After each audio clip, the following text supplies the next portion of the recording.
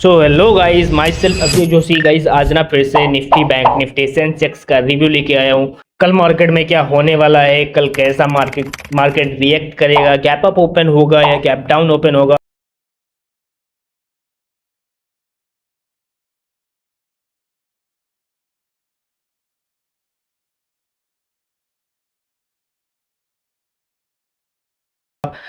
Everything मैं इस video में आपको एक्सप्लेन करूंगा और प्रेडिक्ट करूंगा कि कल मार्केट में क्या होने वाला है। ओके, तो ये फर्स्ट ऑफ ऑल पहले डाटा को देख लेता हूं कि डाटा क्या बोलता है। ग्लोबल मार्केट पर नजर डाल लेता हूं कि ग्लोबल मार्केट कैसा क्या चल रहा है। ओके, सो गाइज यहाँ पर जो यूएस मार्केट्स हैं वो एकदम हमको बेरिश दिख रहे हैं क्योंकि ये माइनस में चल रहे हैं। ठीक है, ये टोटली बेरिश दिख रहे हैं। ओके, तो अब देख लेते हैं कि यूरोपियन मार्केट क्या है। यूरोपियन मार्केट जो है वो मिक्सअप चल रही है। तो अब एशियन मार्केट भी इस यहाँ पर मुझको मिक्सअप दिखाई दे रहा है। तो जब मार्केट मिक्सअप होती है तब प्रेडिक्ट करना थोड़ा टफ हो जाता है कि गैप अप ओपन होगा या गैप डाउन ओपन होगा। Okay, on the basis of global market data. Guys अपना DII FII डाटा को देख लेते हैं क्योंकि ये एक डाटा है जिससे पता चलता है कि क्या होने वाला है कल मार्केट में। क्योंकि जब DII और FII बाइंग या सेलिंग करते हैं तब मार्केट मूव होती है, क्योंकि ये बहुत बड़े बड़े हेज फंड्स हैं। DII जो होते हैं वो अपने यहाँ के हेज फंड्स होते हैं, जैसे बैंक्स हो गई और कुछ। ठीक है, और FII जो होते हैं वो फॉरेनर इन्वेस्टर्स होते हैं। गाइस 20 अगस्त को DII ने अच्छी खासी बाइंग की थी। ठीक है, 1686 करोड़ की बाइंग की थी। वहीं FII जो फॉरेनर इन्वेस्टर्स हैं उन्होंने 1038 करोड़ की सेलिंग की है। ठीक है, मैं देख रहा हूँ कुछ दिनों से कि FII कंटिन्यू सेलिंग पे सेलिंग करता जा रहा है और DII कंटिन्यू बाइंग करता जा रहा है। ठीक है, अगर बाई चांस ऐसा होता है कि जब FII से बाइंग पे आ जाएंगे और DII भी बाइंग पे होंगे तो मार्केट में अच्छा खासा मूव अप साइड में देखने को मिल सकता है। अगर DII सेलिंग पे आ गया और FII तो ऑलरेडी सेलिंग पे है तो मार्केट में क्रैश देखने को मिल सकता है, जो कि बहुत बड़ा क्रैश हो सकता है। क्योंकि जब DII सेलिंग करेगा तो एक अच्छी क्वांटिटी में सेलिंग करेगा। ठीक है, क्योंकि ये कंटिन्यू बहुत दिनों से बाइंग कर रहा है और FII कंटिन्यू बहुत दिनों से सेलिंग कर रहा है, तो यहाँ पर कुछ भी सिनेरियो हो सकता है। और मैं एक इंफॉर्मेशन आपको दे दूं कि ये डाटा जो है वो 9 बजे अपडेट हो जाता है। ठीक है, मैं वीडियो बनाता हूँ 3 बजे, 3:30 बजे, 4 बजे वीडियो। ठीक है, अगर मैं 9 बजे वीडियो बनाऊंगा तो वीडियो एडिटिंग के बाद आपको कम से कम 12-1 बजे मिल पाएगा रात में, तो उस वीडियो का कोई मतलब नहीं रहेगा। ठीक है, तो 9 बजे आप ये NSE की वेबसाइट पर आकर और DII FII का डाटा को सर्च करके डाटा को एक बार अपडेट कर लेना कि सेलिंग हुई है या बाइंग हुई है। ओके, तो अब आइए डाल लेते हैं नजर चार्ट्स पे कि चार्ट्स क्या कह रहे हैं। सो गाइस, जैसा कि मैंने कल बताया था सेम वैसा ही मार्केट ने मूव दिया है। ठीक है, मैंने बताया था यहाँ कि यहाँ पर अगर मार्केट ओपन होती है इसके ऊपर, ठीक है, तो ये हाई जो है वो सपोर्ट और रेजिस्टेंस की तरह काम करेगा। ओके, तो मार्केट ने यहाँ से हाई का सपोर्ट लिया, फिर उसके बाद बैक बाउंस हुआ।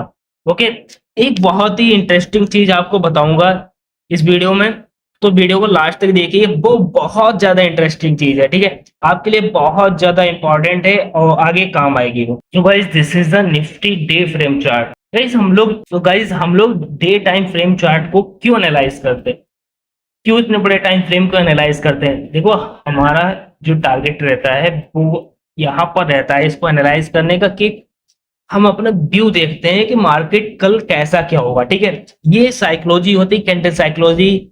ये आपको एक्सपीरियंस से पता चलेगा कि मार्केट यहाँ पर ओपन हुआ है तो कल कैसा मूव, तो कल कहाँ पर ओपन हो सकता है। ठीक है, ये डे टाइम फ्रेम पर पता चलता है, ना कि छोटे टाइम फ्रेम। ठीक है, छोटे टाइम फ्रेम पर हम अपने लेवल्स को लगाते हैं और वहां पर देखते हैं कि कैसा क्या मार्केट मूव होगा। वहां पर छोटे टाइम फ्रेम पर हम लोग ट्रेड लेते हैं। यहाँ पर हम ये पता करते हैं, ये बायस बनाते हैं कि मार्केट अप साइड में मूव करेगा या डाउन साइड में मूव करेगा। तो गाइस यहाँ पर एक रेजिस्टेंस एरिया है जो मैंने कल बताया था आपको, ये एक रेजिस्टेंस एरिया। ठीक है, जो कि बहुत ही सॉलिड रेजिस्टेंस एरिया है, ये कल ही बताया था मैंने आपको। ठीक है, तो इसको ध्यान में रखना, ये 25,250 का रेजिस्टेंस एरिया है। ठीक है, 25,250 का, इसको अच्छे से ध्यान रखना। और तो कुछ खास इसमें दिख नहीं रहा है, मार्केट अच्छा मूव कर रहा है, पुल बैक है यहाँ पर, और अगर इस रेजिस्टेंस एरिया को ब्रेक करती है तो एक अच्छा मूव देखने को मिल सकता है, जो कि जो कि 26,000 अभी तक मार्केट नहीं गई है, वहां तक हमें हमको देखने को मिल सकता है। ओके, तो ये अब छोटे टाइम फ्रेम को एनालाइज करते हैं। गाइस मैं लेवल्स वगैरह पहले ही से लगा के रखता हूँ ताकि आपका टाइम वेस्ट ना हो, मेरा टाइम वेस्ट ना हो। ठीक है, यहाँ पर मैंने कल बताया था कि मार्केट जो भी जैसा था सेम वैसा ही सिनारियो मार्केट ने दिया है। इस टारगेट को हटा देता हूँ क्योंकि ये टारगेट हमारा अचीव हो गया है।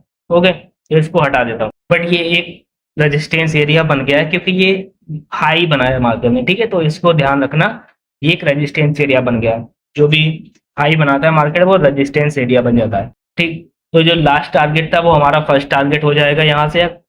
अब इसको एनालाइज कर लेता हूँ। यहाँ से एक ट्रेंड लाइन का फॉर्मेशन हो रहा है, ये एक ट्रेंड लाइन का फॉर्मेशन हो रहा है मार्केट में। ठीक है, अगर मार्केट यहाँ पर ओपनिंग देती है इसके आसपास, तो ये इसका जो इसका लो है, लो का एक सपोर्ट लेगी, फिर मार्केट बैक बाउंस करेगी। तो फर्स्ट टारगेट आपका ये रहना चाहिए 25,140 का। सेकेंड टारगेट जो लास्ट टारगेट मैंने बताया वो रहना चाहिए। ओके, अगर मार्केट इसके ऊपर ओपन होती है, गैप अप ओपन होती है, ठीक है, तो आपको क्या करना है, पहले थोड़ा मार्केट ऊपर जाएगी, फिर जब मार्केट यहाँ से फिर से रेजिस्टेंस एरिया को यहाँ इस एरिया से सपोर्ट लेने आए, तो यहाँ पर आपको ट्रेड लेना है और यहाँ तक का अपना टारगेट रखना है। ठीक है, अगर मार्केट इसके नीचे ओपन होती है, जो लो है इसके नीचे ओपन होती है, तो मार्केट यहाँ से एक पुल बैक लेके भी ऊपर जा सकती है।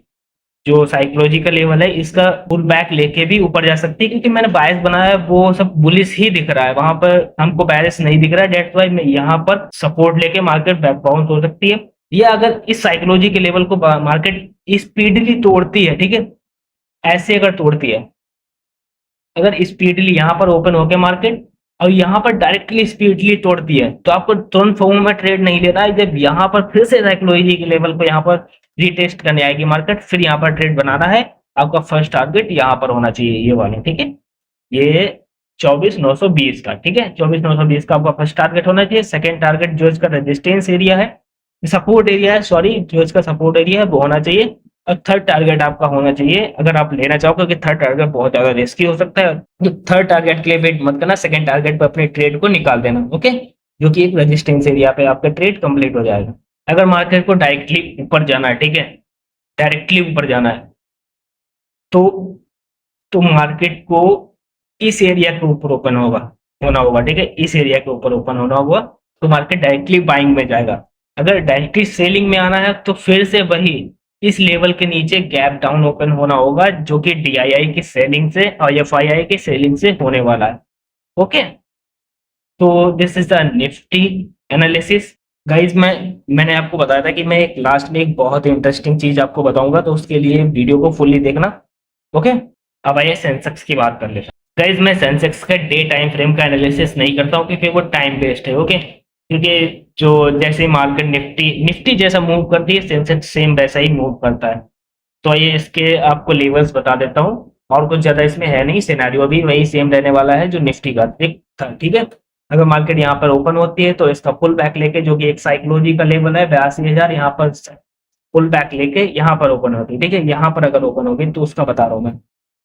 ठीक है, यहाँ पर अगर ओपन होती है तो यहाँ का पुल बैक लेगी, फिर मार्केट ऊपर जाएगी।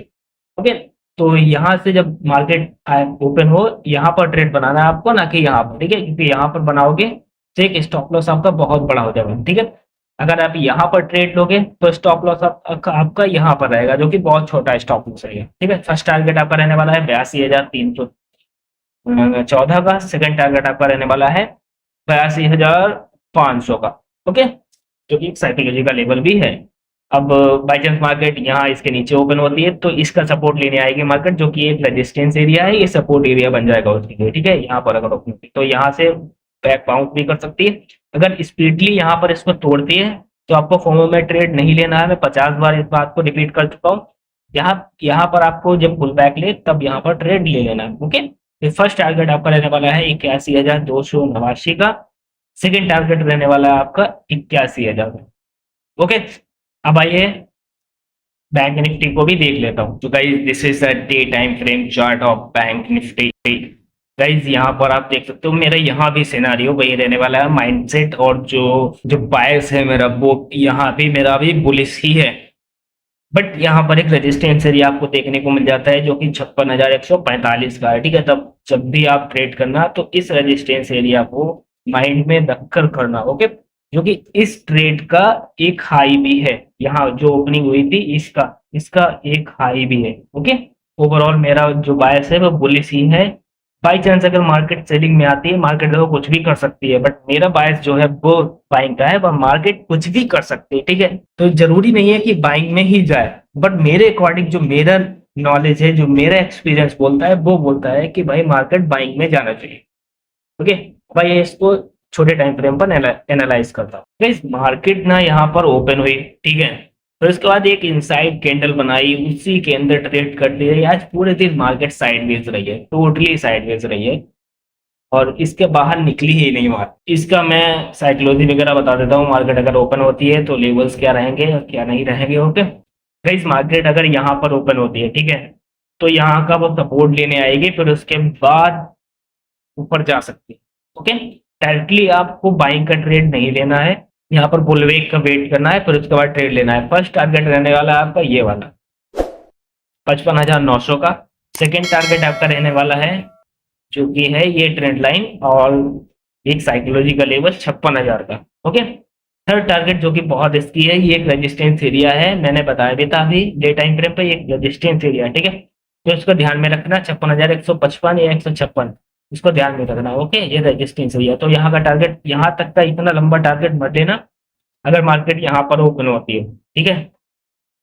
अगर बाई चांस मार्केट इसके ऊपर ओपन होती है गैप अप, ठीक है, तो और सेलिंग में आना चाहती है, तो इस एरिया का सपोर्ट लेगी जो कि रेजिस्टेंस एरिया है, फिर सेलिंग में आएगी, तब आपका सेलिंग में ये फर्स्ट टारगेट ये वाला रहने वाला है, सेकेंड टारगेट आपका ये वाला रहने वाला है, ओके।